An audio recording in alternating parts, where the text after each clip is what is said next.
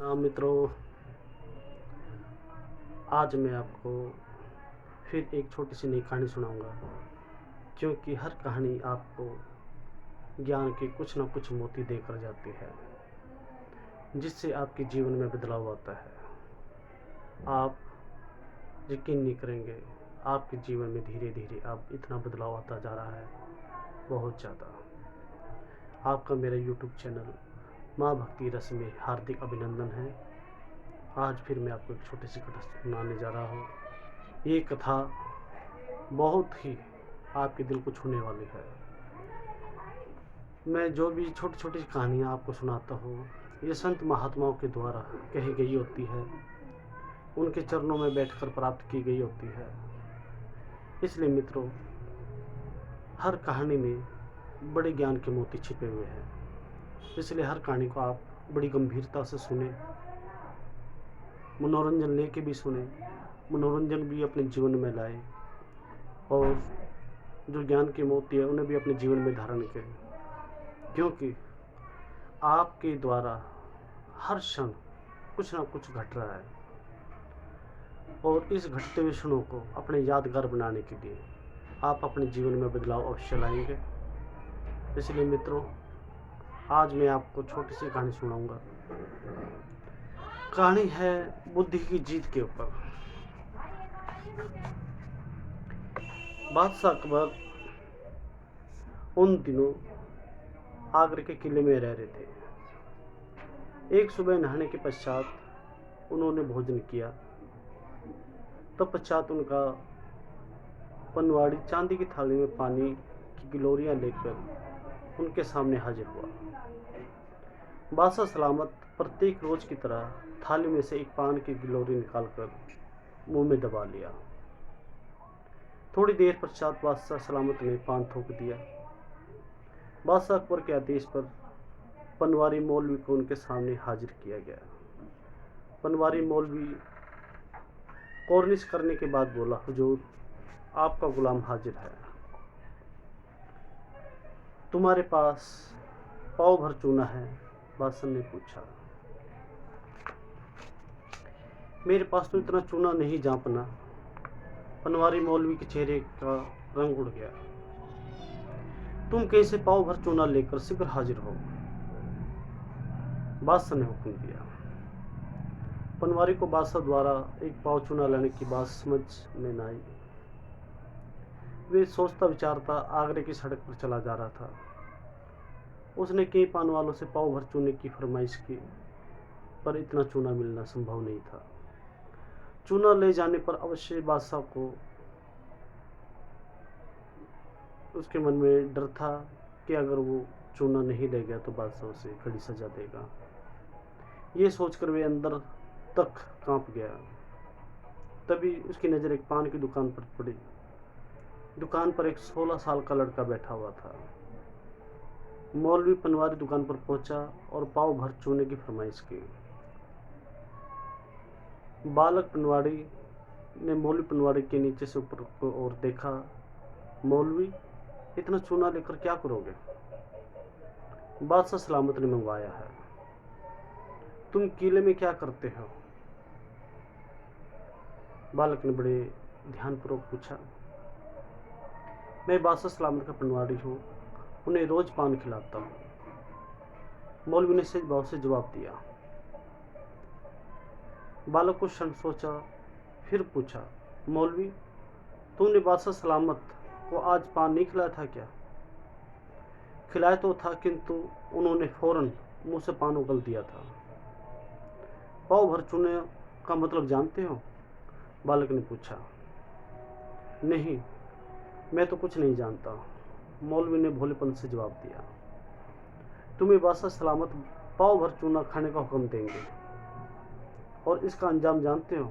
बालक ने बड़ी गंभीरता से कहा। हाँ, उसके बाद मेरी जान चली जाएगी। पर ऐसा ही क्यों करने लगे?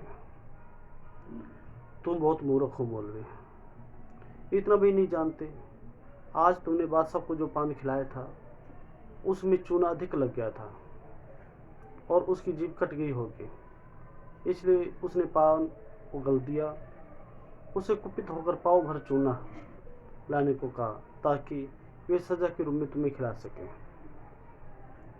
मौलवी बालक की बात सुनकर घबरा गया। आज तो उसके प्राण जाएंगे, पर वे क्या कर सकता था। उसके चेहरे पर हवाइयाँ उड़ने लगी। वे सिर पकड़कर बैठ गया। बालक ने कहा, मौलवी तुम घबराओ नहीं, मैं तुम्हें मरने नहीं दूंगा। वो कैसे? मौलवी ने कहा, मैं तुम्हें पाव भर चूना देता हूँ, ले जाकर बादशाह को दे देना, पर एक काम तुम करो, कहीं से एक शेर घी खरीद लो। किले में जाने से पूर्व उस घी को पी लेना। जब बादशाह चूना खाने को गए तो खा लेना है। ये तुम्हें नहीं मालूम, चूने की काट देसी घी है। इस तरह तुम्हारी जान बच जाएगी। बालक ने मौलवी को पाव भर चूना दिया। मौलवी ने बाजार से देसी घी खरीदा और किले में जाने से पहले एक शेर देसी घी पी लिया। वे डरता सहमता बादशाह सलामत के पास पहुंचा। पाव भर चूना उसके सामने रख दिया। बादशाह सलामत ने मौलवी को हुक्म दिया कि वे सारा चूना खा जाए। मौलवी ने गुहार की, पर उसके गुहार पर बादशाह ने कोई ध्यान नहीं दिया। अंत में मौलवी को पाव भर चूना खाना पड़ा। बादशाह ने उसे चले जाने का हुक्म दिया। मौलवी धीरे धीरे वहां से चला गया। दूसरे रोज बादशाह भोजन करके बावर्ची खाने से बाहर निकला। सामने चांदी की थाली में पान की गिलोरियां लिए मौलवी पनवारी खड़ा था। पनवारी को सही सलामत देखकर बादशाह अकबर को बहुत आश्चर्य हुआ। इसने पाव भर चूना मेरे सामने खाया था, किंतु अभी तक जिंदा है। बादशाह ने पूछा, तुमने कल पाव भर चूना तो मेरे सामने खाया था? हाँ जहाँपना, मौलवी ने सिर झुकाकर जवाब दिया। तो कमबख्त तुम जिंदा कैसे हो? बादशाह ने क्रोधित होकर पूछा। मौलवी चुप। आखिर जवाब दे तो क्या जवाब दे? बादशाह ने पूछा, सच सच बताओ कि तुम मरे क्यों नहीं? मौलवी ने सोचा, ना बताने पर भी उसकी मौत होगी और बताने पर भी उसकी मौत, इससे अच्छा ही बता दिया जाए।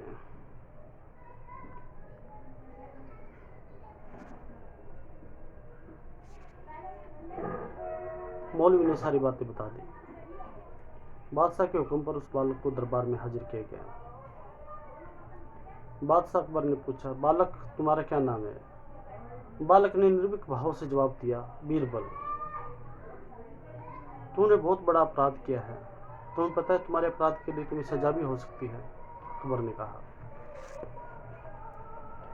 मेरी समझ में मुझसे कोई अपराध नहीं हुआ, किंतु किसी मूर्ख को ज्ञान देना, उसे आप अपराध समझते हैं? तो मुझे आपके ज्ञान पर हंसी आती है। चूंकि आप शहंशाह है, किसी को भी मौत की सजा दे सकते हैं, बीरबल ने कहा। बालक का जवाब सुनकर दरबारियों में सनसनी फैल गई। एक बालक के मुंह से ज्ञानता की बातें सुनकर सब भावुक थे। क्षण भर सोचने के बाद अकबर ने कहा, बालक तुम्हारी बातों में दम है। मैं अपने मंत्रियों से तुमसे कुछ प्रश्न पूछता हूँ, तुम जवाब देने के लिए तैयार हो जाओ। बीरबल ने कहा, आपके दरबार में 8 विद्वान मौजूद हैं, मेरी क्या बिसात इनके सामने? अकबर ने प्रश्न किया, 12 में से एक निकाल दिया तो कितना बचा?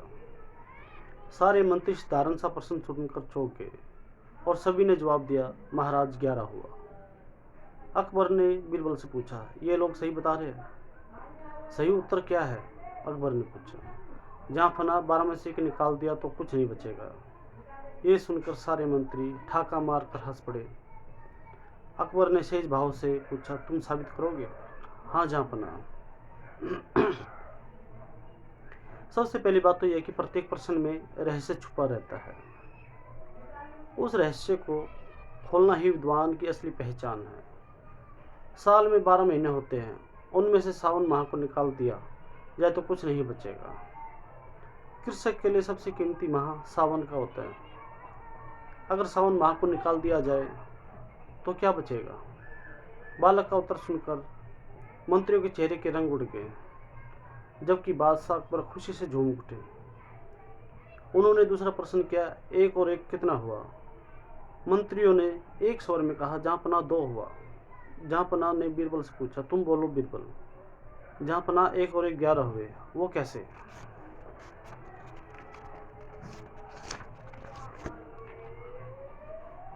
आपके दरबार में इतने सारे विद्वान हैं,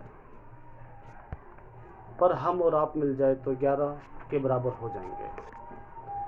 बालक बीरबल का प्रश्न सुनकर बादशाह अकबर बहुत खुश हुआ। उसे अपने 8 मंत्रियों में बीरबल को शामिल कर लिया। ये 9 रत्न हुए। दरबार में उचित आसन पर बीरबल को बिठाया गया। बीरबल के आग्रह पर बादशाह ने मौलवी पनवारी को क्षमा किया। इस प्रकार बुद्धि की जीत हुई और झोपड़ी पर बालक राजमहल पहुंच गया। कहाँ एक छोटी सी झोपड़ी में बीरबल रहता था और कहाँ आज किस्मत और उसकी बुद्धिमत्ता उसे राजमहल में आसन दिलवाया। तो मित्रों, जीवन में कुछ भी घट सकता है। आप कोई भी काम करें, बड़ी निर्भीकता से करें, अपने मन में हिम्मत हौसला बना के रखें। कैसी भी घड़ी आपके जीवन में आ जाए, कभी भी अपने आप को डर के साए में महसूस ना होने दें। कभी भी अपने जीवन से हिम्मत हौसला ना हटाए, क्योंकि जब तक आपके जीवन में हिम्मत हौसला है तब तक कोई आपका कुछ नहीं बिगाड़ सकता। बड़े से बड़ा राजा भी आपको कुछ नहीं बिगाड़ सकता। इसलिए जीवन में अगर आप कुछ बड़ा करना चाहते हैं तो आप परमात्मा का नाम लेके कूद जाइए उस काम में। जितनी भी आपके अंदर क्षमता है कर डालिए उस क्षमता के अनुसार उसे, तो आप देखेंगे कुछ ही समय में उस काम पर आप विजय हासिल कर लेंगे। मित्रों, आपने मेरी ये कहानी बड़े ध्यानपूर्वक और बड़ी प्रसन्नतापूर्वक सुनी है। आपका मैं बहुत बहुत तहे दिल से शुक्रिया अदा करता हूँ। आप मेरी सभी छोटी छोटी सी कहानियाँ बड़े ध्यानपूर्वक और प्रेम से सुनते हैं। अगर आपको मेरी कहानी पसंद आई हो तो आप मेरी वीडियो को लाइक करें और मेरे चैनल को सब्सक्राइब अवश्य करें, क्योंकि अगर आप मेरे चैनल को सब्सक्राइब करते हैं तो उसमें मेरे अंदर थोड़ा और हिम्मत हौसला आता है, ताकि मैं आपके लिए फिर छोटी छोटी सी कहानियाँ उन ग्रंथों से लेके आऊँ जो संत महात्माओं ने लिखे हुए हैं। क्योंकि हर ग्रंथ से कोई ना कोई टॉपिक, कोई ना कोई कहानी ऐसी निकल कर आती है जो हमारे दिल को छूती है। इसलिए मित्रों, आज के लिए बस इतना ही। कल फिर मिलूँगा। कल से एक नई और कहानी आपको सुनाऊंगा और उम्मीद है उस कहानी में भी आपको आनंद आएगा। जय श्री राम मित्रों।